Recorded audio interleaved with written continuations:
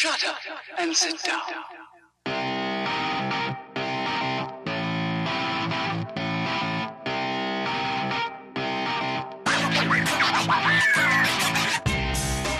Kampsport er det, der giver mig overskud til andre dele af mit liv et eller andet sted på sådan et frirum. Det giver mig overskud til, når man er træt af studierne. Men alene det, at man får brugt kroppen, og man får nogle endorfiner pumpet rundt i blodet, det gør bare, at man er mere afslappet. Så grunden til, at jeg selv har valgt kampsport, det er fordi, for mig så er det en form for meditation. Altså, når jeg træner, så tænker jeg ikke på andet end kun træningen og det, jeg laver lige nu. Og det er det, jeg synes er særligt med kampsporten. Jeg får det sociale, og jeg får afstresset, og det gør, at jeg kan sidde med næsen i en bog i lang tid bagefter. Jeg tror dybest set ikke, at kampsport har ændret på min personlighed som sådan. Jeg tror måske, at kampsport har gjort mig mere sikker på visse områder, og kampsport har gjort, at jeg føler mig mere tryg i mig selv, og stoler på mig selv, og ved, hvad jeg kan. Jeg er blevet mere rolig i konflikter og sådan noget. Jeg lader dem ikke rigtig at gå på af dem.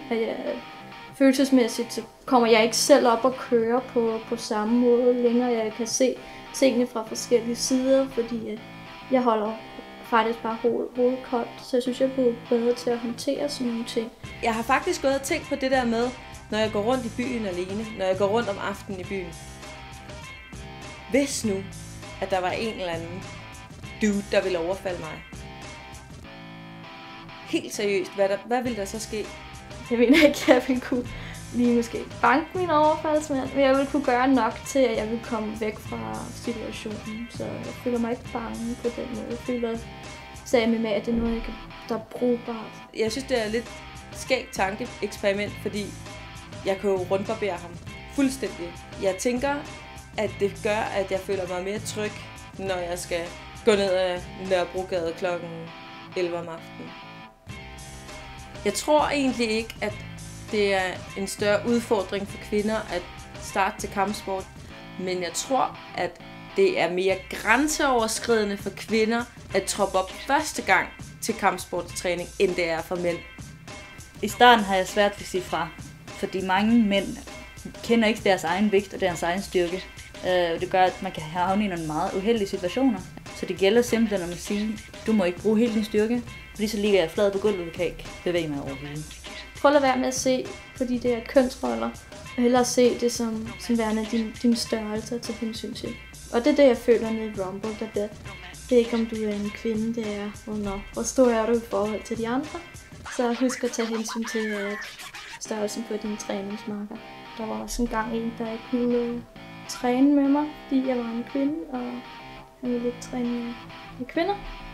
Jeg tror, at trænerne tog så en snak med ham og sagde, at du træner med alle, eller så træner du ikke her. Og ja, ham så jeg ikke igen.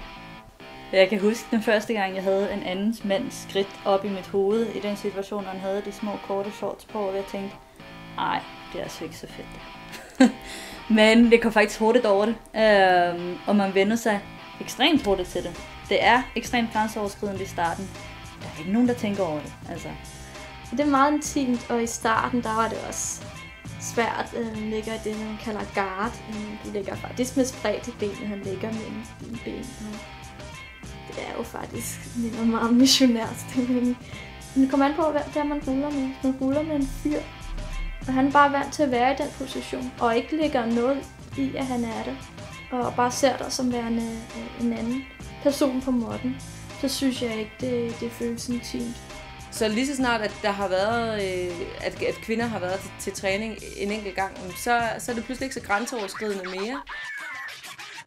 Jeg kommer til at undervise det rene pigehold, som der kaldt på Girl Power, og det er fordi, vi fokuserer både på styrke, men også på teknik.